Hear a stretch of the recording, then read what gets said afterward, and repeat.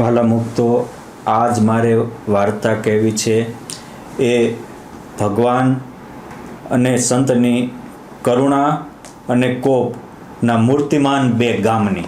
વાર્તાનું નામ છે કરુણા અને કોપના મૂર્તિમાન બે ગામ. મજાની વાર્તા છે. વાલા ભક્તો, યાદ રાખજો. આજે બધા જ મોબાઈલ વાપરે છે. મોબાઈલમાં ખોટો પાસવર્ડ નાખો ને તો મોબાઈલનો લોક પણ ન ખુલે, અને ખોટો નંબર લગાડો ને તો કોઈ કંઈ વાત પણ ન થાય. વાત કરવી હોય તો સાચો નંબર જોવે, અને લોક ખોલવો હોય મોબાઈલનો તો પાસવર્ડ સાચો જોવે. એમ સુખિયા થવું હોય તો જિંદગીનો પાસવર્ડ સાચો નાખજો, અને પુરુષોત્તમ નારાયણ હારે વાત કરવી હોય તો પણ સાચો નંબર લગાડજો, અને એ નંબર છે સદગુણોનો. અને જો એક પણ દુર્ગુણ રહ્યો તો પછી યાદ રાખજો, યુગો જાશો ને તો એનો પસ્તાવતા વારો નહીં આવે. એટલે મારે આજે કરુણા અને કોપ આ મેં નજરે નિહાળેલા બે ગામની વાત કરવી છે. થોડા દિવસ પહેલાં જ ભુજવાસી ભક્તોના, અમુક પ્રેમી ભક્તોના પ્રેમને આધીન થઈને અમારે થોડા દિવસ એ બાજુ જવાનું થયું. ભુજની બાજુમાં સુખપર ગામ છે. આજથી 200 વર્ષ પહેલાં એ સુખપર ગામમાં કશું જ નહોતું. ભગવાન સ્વામિનારાયણ એકવાર ત્યાં નીકળ્યા ત્યારે એક ફકીર વાડી હતી, અને એ પણ ભુજથી 8-10 કિલોમીટર દૂર. ત્યાં એક શામજી પટેલ ખેતી કરતો હતો. ભુજથી આવીને ભગવાન કહે છે, પટેલ અહીંયા રહ્યો છો કે દૂર? અરે પ્રભુ, દૂર રહીએ છીએ, અહીંયા તો ખેતી કરવા ભાગવું છે તો આવીએ. મહારાજ કે જો આ ગામ વસાવો ને તો સુખ બહુ થશે. આટલું કહીને ભગવાન તો નીકળી ગયા.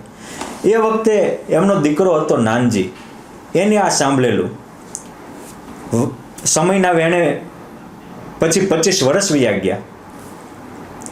પછી ભગવાન સ્વામિનારાયણે અંતર્ધ્યાન લીલા કર્યા. પછી વિક્રમ સંવત 1892, એટલે કે આજથી 190 વર્ષ પહેલાં એ શામજી પટેલના દીકરા નાનજી પટેલે ત્યાંના ભક્તોના સાથ સહકારથી એ જે ફકીર હતો એને એ જાગીરાત આના નામે લખી, અને એ નાનજી પટેલે ભુજના આદિમહંત નાના આનંદાનંદ સ્વામી, જે ભચાઉ ગામના લુવાણા પરિવારના એકનાથ કરીને યુવાન પરમહંસ થયા હતા, એ આનંદાનંદ સ્વામીના હસ્તે સુખપુર ગામનું તોરણ બંધાવ્યું.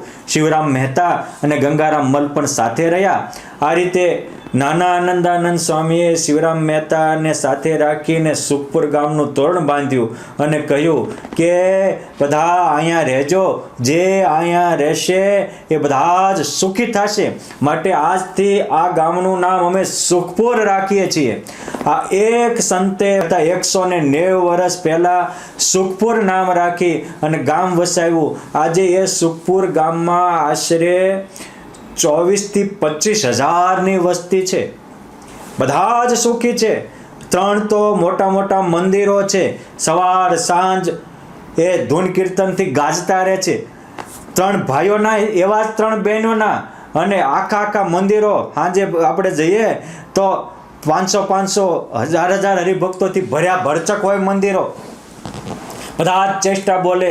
વહેલા 4 વાગે આવે મંદિરે, અને પ્રભાતિયા ગાય, કીર્તન બોલે, ધૂન બોલે, 5 વાર તો કથા કરે. મારે એ કહેવું છે કે 190 વર્ષ પહેલાં એક સંતની કૃપાથી સુખપુર ગામ રાખ્યું, અને કીધું કે વસજો સુખી થશો. આજે જે આવે એ બધા જ ગામમાં સુખી થાય. આ સંતની અને ભગવંતની કૃપાનું મૂર્તિમાન સ્વરૂપ એટલે સુખપુર ગામ. મારા ભક્તો, કાંઠે તો કાચલા પડ્યા હોય, મોતી જોતા હોય તો સમુદ્રમાં ઉતરવું પડે. એ રીતે આપણે પણ ભગવાન કે સંતની કૃપા જોતી હોય તો એમાં વિશ્વાસ મૂકવો પડે. એ કે એમ કરવું પડે. એ વખતે એક નાનું 10 બાય 10ની ઓરડીમાં સુખપુરમાં આનંદાનંદ સ્વામીએ મંદિર વસાવ્યું હતું. આ મંદિર તો પૂરું થઈ ગયું, પણ ત્યાર પછી બધાએ ભજન ભક્તિ ચાલુ રાખ્યું. તો આજ એ સુખપુરની સેવા, સુખપુરમાંથી મોટા કેટલાય તો પરમહંસો થયા. એ બોલે ને બ્રહ્માંડો ડોલાવે, મળદા બેઠા કરાવ્યા. ઘનશ્યામજીવન સ્વામી, ભુજ મંદિરના મહંત હરિસ્વરૂપ સ્વામી, બધા મોટા મોટા મહંતો પણ સુખપુર ગામમાંથી થઈ. આજે પણ સુખપુરના 14 જેટલા સંતો ભુજ મંદિરમાં સેવારત છે. કેટલી સાંખ્યોગી માતાઓ પણ સુખપુરની આજે છે અને પોતે ભજન કરે છે, હજારોને કરાવે છે.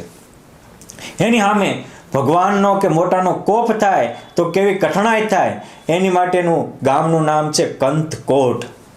ભગવાન સ્વામિનારાયણ એ વખતે કંથકોટમાં ગયા. ત્યાંના કચરા ભગત, એનું ઉર્ફે બીજું નામ તેજા ભગત, એમના ધર્મપત્ની રતનબા, એની હાટે બેસીને ભગવાનને બકાલું વેચેલું, અનેક લીલાઓ છે.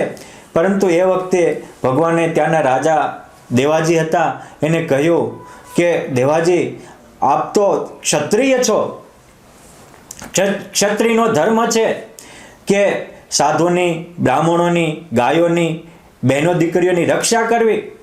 આ તમારા ગામમાં ગાયોની કતલ થાય છે. એ વખતે સ્વામિનારાયણ ભગવાનના સાધુ ત્યાં જાય તો ત્યાં વાવ છે, એ વાવે નાવા જાય તો નાવાનો એ કરવેરો લેતો હતો. સાધુ પાસે નાવાનો રૂપિયો લેતો હતો ખાલી નાવામાં. એ વખતના જમાનામાં ગામના લોકો કરગરીને કહે કે ભાઈ સંતોને સ્નાન કરવાના રૂપિયા ન હોય, ત્યાં કે મારા ગામમાં હું કામ આવ્યા, તો જાયને બીજે ગામે નાવા. ભગવાને કહ્યું કે બ્રાહ્મણોની, સાધુ સંતોની, ગાયોની રક્ષા કરવી તમારો ધર્મ છે. આ તમારા ગામમાં આ થાય સારું નહીં. ત્યાં કે તમને સાધુ બાવાને શું ખબર પડે? આ તો અમારો રાજ ખજાનો કહેવાય. રાજ હતો, રજવાડાની રીતે હાલે. આ બધા મિયાણા છે, તે કોઈક લશ્કર આવ્યું હોય તો સામે ઊભા રહે, તમારા હાથ ઓલા થોડા ચાલુ થશે. ભગવાને કહ્યું આ તમે દીકરીઓને દૂધ પીતી કરો છો, બંધ કરો. ત્યાં કે તમારે અમને ઉપદેશ દેવાનો કોઈ અધિકાર નથી, તમે જ્યાં આવ્યા તેથી ચાલતા થાવ. ભગવાને સંતોએ હિતની વાત કરી, વિનંતી સાથે વાત કરી, તો પણ એ દેવાજી ન માન્યા. ભગવાન કહે છે કે કાંઈ નહીં, આજ અમારા વચને નથી માનતા, પરંતુ જે ગામમાં તમે ગાયોની કતલ કરાવો છો એ ગાયને ગામની બજારોમાં ગાયો ચરશે, અને તમારો આ ભલે જ ભુજનો મજબૂત કોટ રહ્યો તો પણ એક દિવસ ઉડી જશે. આમ કરી અને ભગવાને સત્સંગીઓને અને સંતોને કહ્યું કે સંતો અહીંથી નીકળી જાઓ, અને થોડા દિવસ પછી જ કોપ થશે. ભગવાન કે સંતો પ્રલય કાળથી પણ આપણને બચાવી શકે, પરંતુ આપણે એનું માનવી તો. આ ન માન્યા.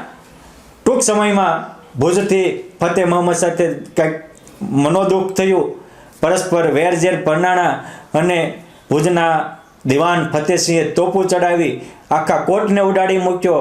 બધો જ રાજમહેલ બધે ધૂળધાણી થઈ ગયો. આજે પણ એ ટેકરા ઉપર, નકર ભુજના સેન્ટરમાં બહુ મોટા ખર્ચે આખા કંથકોટની કાથડનાથની મોટી કથા છે, એવો કિલ્લો વસાવ્યો હતો. આજે ખાલી નામશેષ પૂરતો દરવાજો રહ્યો, એના હું ફોટા બોટા પાડીને લાવ્યો છું. પરંતુ આજે ત્યાં ગાયું ચરે છે, અને જ્યાં દરબારગઢ હતો, જ્યાં ગામ હતું, ત્યાં બાવળિયા ઊભા છે. જે વાવમાં સંતોને પાણી પીવાની ને નાવાનું કર લેતો હતો, એ વાવ પણ હાવ જર્જરિત થઈ ગઈ છે. મારે કેવું છે કે જો ભગવાન કે સંતોના વચન ન માન્યા અને કોપ કર્યો તો આ દિશા થઈ. આપણે કેવો જીવન જીવીએ છીએ? ભગવાન સ્વામિનારાયણ વચનામૃતમાં કહે છે કે આ સૂર્ય ચંદ્રાદિક છે, એને પણ એક દિવસ ભગવાનને સંતોને રાજી કર્યા તો આવા મહાતેજને પામ્યા છે. માટે જેને આના આ જન્મે કલ્યાણ કરવું હોય, પોતાનું હિત ઈચ્છવું હોય, આ લોકને પરલોકનું સુખ ઈચ્છવું હોય, એને તો ભગવાનને, ભગવાનના સંત રાજી થાય એમ જ કરવું, અને પોતાના પરિવારજનોને પણ ભગવાનને સંત રાજી થાય એમ જ રહે, એમ જ શિખામણ આપી. ઇતિ વચનામૃતમ ગરડા મધ્યનું 45મું. માટે આપણે પણ ભગવાનને, ભગવાનના સંતને રાજીત કરી અને સુખપુરના વાસીઓ જેમ સુખી થયા એમ સુખિયા થઈએ, અને સુખપુર વાસી પ્રેમ મૂર્તિ, વાત્સલ્ય મૂર્તિ ગુરુવર્ય શ્રી ઘનશ્યામ જીવનદાસજી સ્વામી જેવી આપણામાં સાધુતા આવે, વિશાળતા આવે, અમીમય દ્રષ્ટિ આવે, એવી ભગવાનને સંતોના ચરણોમાં પ્રાર્થના. જય સ્વામિનારાયણ.